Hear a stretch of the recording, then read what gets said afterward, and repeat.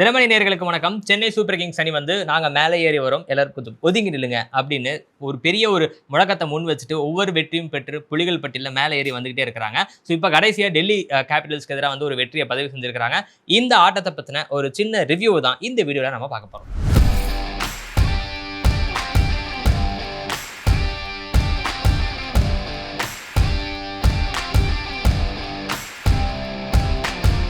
So Chennai super Kings அணி நேற்றைய ஆட்டத்தில் டெல்லி கேபிட்டல்ஸ் கூட விளையாண்டாங்க. டெல்லி கேபிட்டல்ஸ்க்கு ஆட்டத்துக்கு முன்னாடி சிஎஸ்கேவோட நிலைமை என்னவா இருந்தது அப்படின்னா 6 ஆட்டங்கள் இருக்கு. அந்த 6ல் குறைந்தபட்சம் ஒரு 5 ஆட்டங்களாவது வெற்றி பெற வேண்டும். அந்த 5 ஆட்டங்களில் வெற்றி பெற்றாலும் சில நேரங்களில் நெட் ரன் ரேட் ஒரு மிக முக்கியமான ஒரு பங்கை வகிக்கும் அப்படின்ற ஒரு கேள்வியும் இருந்தது. ஸோ அந்த சூழல்லாம் வந்து டெல்லி கேபிட்டல்ஸை அவங்க ஊர்லேயே போய் எதிர்கொண்டாங்க சென்னை சூப்பர் கிங்ஸ் வந்து. டெல்லி கேபிட்டல்ஸ் நேற்று நிறையா தவறு செய்ததாகவே நம்மளால் பார்க்கப்பட்டது. எல்லாரும் டாஸ் வின் பண்ணி அவங்க வந்து சேஸ் பண்ணணும் அப்படின்னு நிறைய பேர் சொல்லிட்டு இருந்தாங்க. ஆனால் டெல்லி வந்து டாஸ் வின் பண்ணி பேட்டிங் எடுத்தாங்க. சிஎஸ்கேல வந்து நம்ம அகில் ஹுசைன் வந்து சேர்க்கப்பட மாட்டேங்கிறார் அப்படின்னு நம்ம ஒரு பெரிய குறையாவே சொல்லிட்டு இருந்தோம் இல்லையா. நம்ம போன வீடியோவில் சொல்லியிருந்தோம் சிஎஸ்கேவோட பிளான் என்னவா இருக்கு அப்படின்னா, சிஎஸ்கே சேஸ் பண்ணாரா அப்படின்னா ஆப்வியஸா வந்து அகில் ஹுசைன் பிளேயிங் 11ல் இருப்பாரு. ஒருவேளை சிஎஸ்கே பேட்டிங் பிடிக்கிறாங்க ஃபர்ஸ்ட் அப்படின்னா அகில் ஹுசைன் வந்து பிளேயிங் 11ல் டிஃபால்ட்டாக இருக்க மாட்டார். அவரை வந்து இம்பாக்டாக யூஸ் பண்ணுவாங்கறதுனால அதனால் அகில் ஹுசைன் விளையாடாமல் போகிறதுக்கான வாய்ப்பு அதிகமாகவே இருக்குது. ஸோ இதுதான் அகில் ஹுசைனுடைய நிலைமை. ஆனால் நேற்று வந்து சிஎஸ்கே 2வதாக பேட் செஞ்சனால அகில் ஹுசைன் மெயின் 11லேயே இருந்தனால எந்த பிரச்சனையுமே இல்லை. ஸோ அவர் என்ன இம்பாக்டை ஏற்படுத்தினாரா அப்படின்றத நம்ம எல்லாருமே பார்த்தோம். பால் வந்து கிட்டத்தட்ட அப்படி இங்கே பிச்சை அப்படி திரும்புதுன்னு வச்சுக்கோங்களேன். ஸோ அந்த மாதிரி ஒரு பிச்சாக வந்து கொடுத்துட்டாங்க சிஎஸ்கேக்கு எதிராக. அது ஏன் செஞ்சாங்க அப்படின்றது நமக்கு இப்போ இருக்க ஒரு பெரிய ஒரு புரியாத புதிராகவே இருக்குது. அதுவும் சிஎஸ்கே மாதிரியான டீமுக்கு எதிரான்றனால. ஸோ அகில் ஹுசைன் வந்து நல்லா போட்டார், ஒரு ப்ரெஷர் கொடுத்தாரு. கேஎல் ராகுல் விக்கெட்டை வீழ்த்துறதுக்கு மிக முக்கியமான ஒரு காரணமாக இருந்தார். ஸோ இந்த ப்ரெஷர்னாலே வந்து டெல்லினால ஒரு ஃபாஸ்ட்டாக ரன் அடிக்க முடியல. அவங்க ஒரு மாதிரி தடுமாறிட்டே இருந்தாங்க. அடுத்தடுத்து நிறைய விக்கெட்டுகளை இழந்துட்டாங்க. அந்த விக்கெட்டுகள் இழந்தனால அவங்க என்ன பண்ணாங்க அப்படின்னா, ஒரு பேட்டர் வேணும் இல்லையா, கொஞ்சமாவது ரன் அடிக்கணும் இல்லையா அப்படின்னு சொல்லி தான் அவங்க சமீர் ரிஸ்வியை கொண்டு வந்தாங்க. அதை வந்து அவர் ஒரு மாதிரி நிவர்த்தி செஞ்சுட்டார் அப்படின்னே சொல்லலாம். ஓரளவுக்கு ரன் கொடுத்து டெல்லியை ஒரு கம்ஃபர்டபுளாக ஒரு 150 கிராஸ் பண்ணுறதுக்கு உதவினார் சமீர் ரிஸ்வி. அதனால என்ன சிக்கலாகி போச்சுன்னா, அங்கே டெல்லியில் பந்து வீசுறதுக்கு எக்ஸ்ட்ரா பவுலரே இல்லாமல் போயிடுச்சு. ஸோ நேற்று வந்து நம்ம ருத்ராஜ் கெய்க்வாட் நல்ல ஃபார்மில் இருந்தார். நம்ம போன வீடியோலாம் பேசிட்டு இருந்தோம். நேற்று கொஞ்சம் தடுமாறினார். பழைய மாதிரி ஸ்ட்ரைக் ரேட்டும் வந்து கொஞ்சம் மோசமாக இருந்தது. ஆனால் சஞ்சு சாம்சன் வந்து நான் பார்த்துக்கிறேங்க அப்படின்னு சொல்லிட்டு நேற்று ஒரு மாதிரி ரொம்ப ஸ்மூத்தாக ஆரம்பித்தார். எந்த ஓவரில் அடிக்கணும், எந்த ஓவரில் அடிக்கக்கூடாது, எங்கே ஆக்சலரேட் பண்ணணும் அப்படின்னு ரொம்ப கால்குலேட்டிவாக இருந்து 5 பவுலர்ஸ் தான் இருக்காங்களா, சரி நான் பார்த்துக்கிறேன்னு சொல்லி கரெக்டாக அதில் பவுலர்ஸையும் டார்கெட் பண்ணி விளையாண்டாங்க. குல்தீப் யாதவ் வந்தாலே வந்து அவரை வந்து அட்டாக் பண்ணிட்டாங்க. ஏன்னா வந்து ஓரளவுக்கு இந்த பிச்சு வந்து ஸ்பின்னுக்கு எபிலிட்டியாக இருக்குது அப்படின்ற பட்சத்தில் அவங்களுடைய கீ ஸ்பின்னராக இருக்கிறத வந்து குல்தீப் யாதவ் தான். ஸோ அவரை அட்டாக் பண்ணிட்டாங்கன்னா வந்து அந்த பவுலிங் அட்டாக்கை ஒரு மாதிரி டக்குன்னு டேக் டவுன் பண்ண மாதிரி ஆகும். ஸோ அந்த விஷயங்கள் அவர் ரொம்ப கால்குலேட் பண்ணிட்டாருன்னே சொல்லலாம். ஹேமங் பதானி நடுவுலேயே சொல்லியிருப்பாரு, ஒருவேளை சமீர் ரிஸ்வி இல்லை அப்படின்னா அவங்க வந்து விப்ராஜ் நிகமை கொண்டு வரதா இருந்தது. ஸோ விப்ராஜ் வந்து ஓரளவுக்கு ஸ்பின்னும் பண்ணியிருப்பாருனால அவங்களுக்கு ஒரு அட்வான்டேஜாக இருந்திருக்கும். சிஎஸ்கே பவுலிங் நல்லா போட்டனால அங்கே நிறைய விக்கெட் விருந்தனால தான் அவங்க வந்து சமீர் ரிஸ்வியை கொண்டு வர சூழல் ஏற்பட்டுச்சு. அதனால் விப்ராஜ் வர முடியாத சூழல் ஏற்பட்டுச்சு. அதனால் வெறும் 5 பந்து வீச்சாளர்களோடு விளையாட வேண்டிய சூழல் ஏற்பட்டுச்சு. அதை பயன்படுத்தி குல்தீப் யாதவை டார்கெட் பண்ணி சஞ்சு ஒரு நல்ல கேம் விளையாண்டனால சிஎஸ்கேக்கு ஒரு கம்ஃபர்டபுளான வின் பெற்றுட்டாங்க அப்படின்னே சொல்லலாம். சிஎஸ்கே ஜெயிச்ச 5 ஆட்டங்களில் 4 ஆட்டங்கள் வந்து சஞ்சு வந்து மிக முக்கியமான ஒரு காரணமாக இருந்திருக்கிறாரு. ஸோ அதை வந்து நம்ம கவனத்தில் கொள்ள வேண்டும்னு நினைக்கிறேன் நான். சஞ்சு இருந்தால் தான் ஜெயிப்பார் அப்படின்றது ஒரு மிக எப்படி சொல்லலாம்னா ஒரு பேக் போன்னு சொல்லலாம். ஆனால் வந்து அவர் எல்லாத்தையும் ஜெயிப்பாங்கன்றது முந்தைய ஆட்டத்திலாம் வெளிப்பட்டிருக்கு அப்படின்றனால. பட் இருந்தாலும் சஞ்சுடைய ஆட்டம் வந்து மிக முக்கியமானது. அவருடைய ஃபார்ம் வந்து மிக முக்கியமான ஒன்றை நம்ம பார்க்க வேண்டியிருக்கு. சிஎஸ்கேல இவர் இன்ஜூர் ஆகிட்டாரு என்னன்னு தெரியலையே அப்படின்னு நம்ம பேசிட்டு இருந்தோம் கோஷ் அவர்கள். பட் அவர் போயிட்டார் அப்படின்னாலும் பரவாயில்லன்னு சொல்லி திருப்பும் குர்ஜப்னீத் சிங்கே கொண்டு வந்திருக்கிறாங்க. அவரும் வந்து நேற்று அளவுக்கு நல்லாவே பந்து போட்டார். ஜேமி ஓவர்டனுக்கு வந்து நிறைய பேர் வந்து அவருக்கு ஓவர் கொடுக்கல அப்படின்லாம் கேட்டே இருந்தாங்க.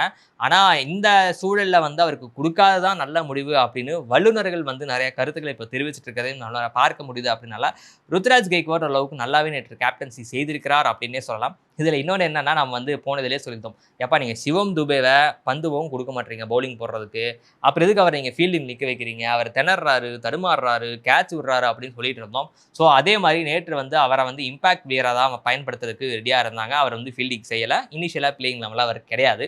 ஸோ அதனால் அவர் ஆனால் அதுக்கப்புறம் ரெடியாக தான் இருந்தார், பேட்டிங்கில் ரெடியாக தான் இருந்தன்ற அவர் இம்பாக்ட் பிளேயராக தான் வச்சிருக்காங்க. எனக்கு தெரிஞ்சு அது ஒரு நல்ல முடிவு. நம்ம பேசின எல்லாமே வந்து சிஎஸ்கே காதுக்கு போய் விழுந்துருச்சு அப்படின்னே நம்ம சொல்லலாம். ஸோ அதன் விளைவு என்னன்னா, எனக்கு தெரிஞ்சு அவர் சில நேரம் என்ன பண்ணுவார்னா, மிட் ஆஃப்ல நின்னுகிட்டு இருப்பாரு. ஆர்சிபிக்கு எதிரா கூட ஒரு 2 கேட்ச் வந்து அவர் தவற விட்டுருப்பாரு. மிட் ஆஃப் ஏரியால நின்னு.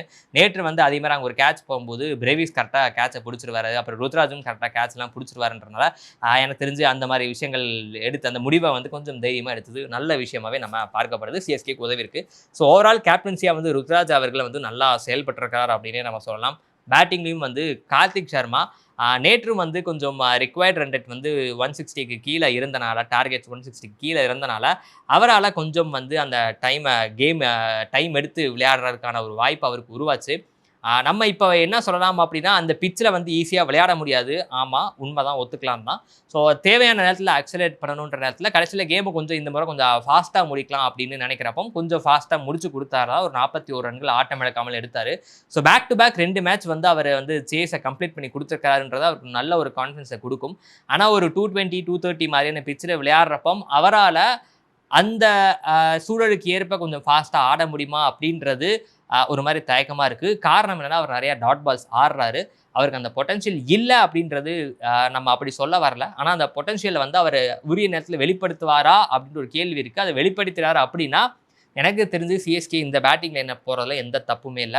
உர்வில் பட்டேல் வந்து கொஞ்சம் கம்மியா ரன் அடிச்சுட்டு இருக்கிற மாரி ஒரு நமக்கு தோற்றம் தெரியலாம். ஆனா எனக்கு தெரிஞ்சு அவர் அந்த பொசிஷன்ல வந்து டக்கு டக்குன்னு ஃபாஸ்ட்டா அடிச்சு குடுத்துட்டு போயிடுறாரு. ஒரு 10, 15 பால் ஆடுனாலே ஒரு ஒரு சின்ன ஒரு இம்பாக்ட் இருக்கு. அதுவும் 150, 160 இந்த மாதிரியான ஸ்கோர்ஸ் இருக்கிறப்ப அந்த மாதிரி சின்ன இம்பாக்ட் ஒரு ஃபாஸ்ட்டா விளையாடி ஒரு இம்பாக்ட் கிரியேட் பண்றது வந்து சேஸ வந்து ஓரளவுக்கு ஈஸ் பண்ணி விடுன்னே நம்ம சொல்லலாம். கம்ஃபர்டபுளா வச்சுக்கும். ரிக்வயர் ரன் ரேட் பிரஷர் இருக்காது.